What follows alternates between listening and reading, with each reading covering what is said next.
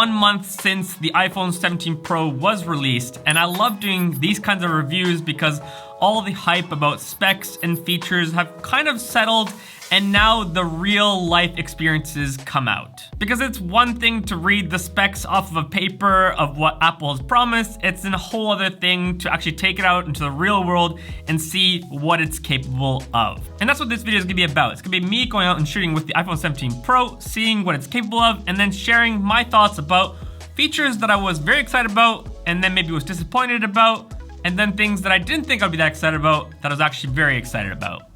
If I'm actually brutally honest with you guys, I was pretty hesitant about upgrading to the iPhone 17 Pro. I just felt like there wasn't actually enough upgrades in the 17 Pro to justify upgrading from the 16 Pro. But I still wanted to give it a chance, and what I found was that the features that I was excited about initially ended up being kind of a disappointment, but the features that I didn't really think too much about actually became the ones I was most excited about. So let's first get the disappointments off of my chest, and then we'll move from the bad news to the good news, because I think it's always better that way.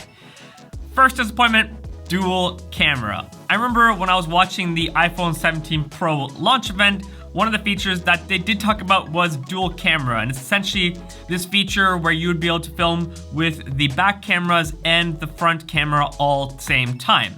Now, me being a filmmaker, content creator, someone who loves to vlog and just capture everyday life, I was really excited about this because there's many moments where you have to almost choose which angle am I gonna film, and how amazing would it be that you'd be able to film both at the same time. For example, if I'm meeting up with a friend, I want to surprise them and I want to film their reaction and as well as my reaction, it would be really great to be able to do that with the dual camera mode.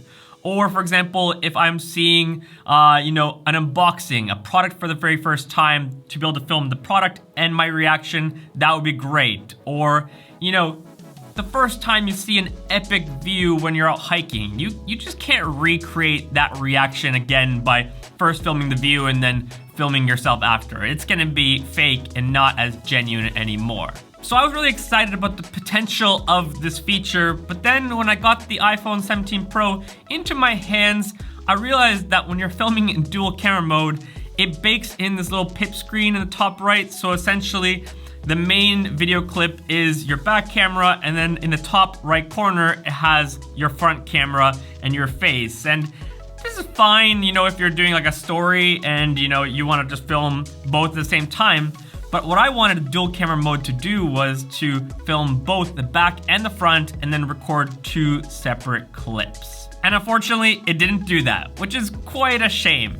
Now I know there are external apps that can do that, but I wanted to just be able to do that right there in the native camera app. And for any of you who are in the same boat and you want to have that feature and you do want to use an external app, I actually took the time to research all the different apps, and I wanted to find the one that's most frugally friendly, meaning you don't have to pay for a monthly subscription or a huge annual fee. And actually, Road Capture, that was the best app that I found that allowed you to film dual camera mode and record both clips separately. Feature tempo here, a little bit of clarification. I did realize that with the Road Capture app, you can't use ultra wide mode when you're using the dual capture.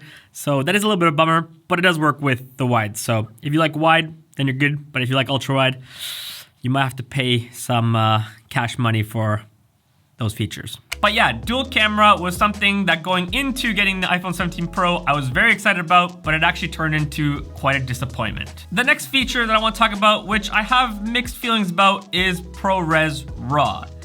I mean, it's insane to think that this little mobile phone that fits into your pocket is now capable of filming in ProRes RAW, a codec that would usually be found in very expensive cinema cameras. For those of you who are maybe new to filmmaking or don't know what ProRes RAW is, it's essentially raw photos but for video. Meaning in post you have the flexibility to change the ISO and the white balance with zero quality loss. Whereas usually when you're filming, there's a baked in ISO and a white balance, and if you start playing around with that, you're always gonna lose quality. As well, because the sensor data isn't baked into a gamut curve like Rec 79 or Log, you should essentially have more of a dynamic range when filming in ProRes RAW. As well as cleaner highlight roll-offs and the ability to recover blown out skies or underexposed shadows. But all of this comes with a catch, and that's always the part that brings in those mixed feelings. The first bummer is that you can't film ProRes RAW just internally into your iPhone. You have to use an SSD drive.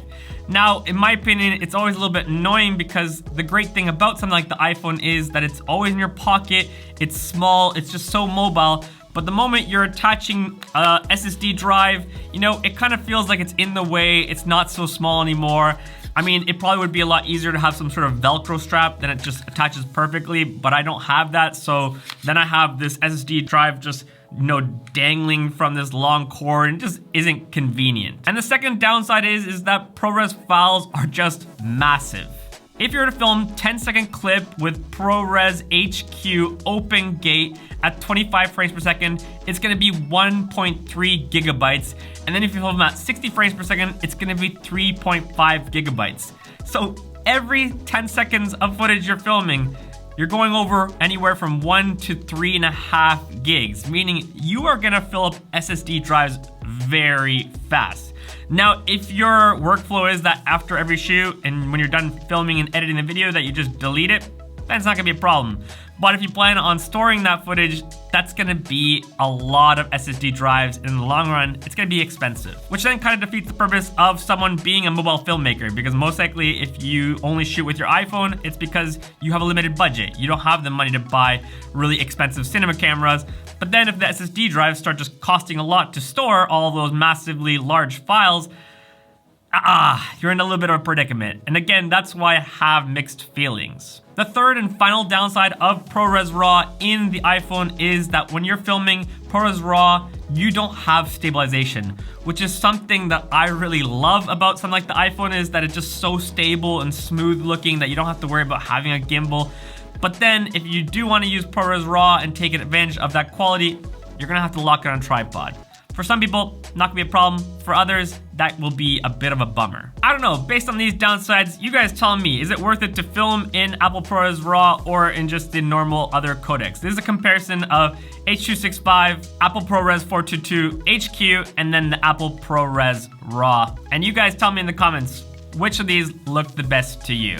And which one is worth shooting? I'd love to hear from you guys. Future Tempo here. Before we jump into the features that actually surprised me about the iPhone 17 Pro, I need to disrupt you for a moment because the news I'm about to tell you is huge. I mean, really big, I promise you. If you've been watching my channel for a longer period of time, you know that I love motion graphics and titles and different effects trickled throughout my videos. And maybe you thought I've been some wizard at After Effects, but I need to disappoint you and burst that bubble. I'm actually horrible at motion graphics and effects. In fact, I don't even use After Effects or any motion graphics programs. But what I do use are the epic plugins at Motion VFX. Motion VFX's plugins allow me to create high quality videos and fast. And the best part is they are totally customizable. They're not just some generic motion graphic titles that everyone's gonna have. Rather, you can change up the positioning, the titles, the fonts, the colors to make it specifically look the style that you want.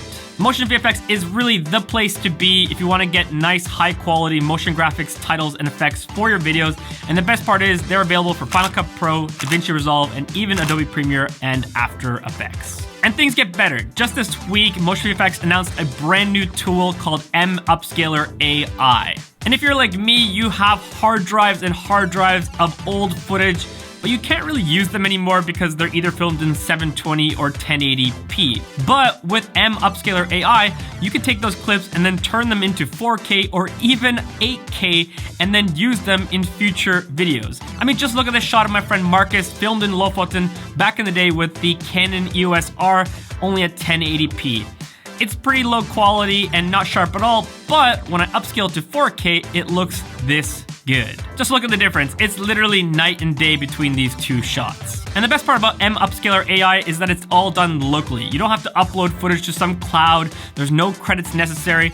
Literally, it's a program on your computer that you can upload clips to, choose your settings, and then click start, and you'll have your improved, higher quality version. They've really made it that easy for you. So as long as you're signed up with their monthly subscription, which, by the way, this month is on sale for 15%, you'll have full access to this brand new tool. As well, they are having an insane final sale for their single plugins with 30% off this month. So if you've been eyeing different plugins and effects for motion effects for a while, now is the chance to grab him. So we've talked about the downsides of ProRes RAW, but of course there are upsides, and that's why it's mixed feelings when it comes to ProRes RAW. So other than the fact that you do get ridiculously high quality looking footage out of just a mobile phone with ProRes RAW, another great pro is OpenGate. So if you've never heard about OpenGate, OpenGate is a feature where instead of just using the 16:9 crop of a sensor, OpenGate actually films the entire sensor, giving you a lot of quality and as well flexibility to be able to choose whether you want to use landscape or vertical. Which now in the world of having to film, footage for a client or project in landscape, but as well then you want to have the clips for socials in vertical, OpenGate is great for that. As well, I feel like when I first started out as a filmmaker, having those anamorphic crop bars on top and bottom was the cool thing. Well, I think now this OpenGate having the crop bars on left and right is kind of like the new look. This is always up to interpretation and trends and styles, but I've noticed that that is the style that people are going for, that 4:3 look. Another feature that I'm very excited about in the iPhone 17 Pro is Apple Log 2, because I remember before the days of log in iPhones, it always was tricky to color grade and it just really had the digital look. Whereas now with Apple Log, I feel like it really is just game changer. It allows you to color grade and just have the flexibility in post.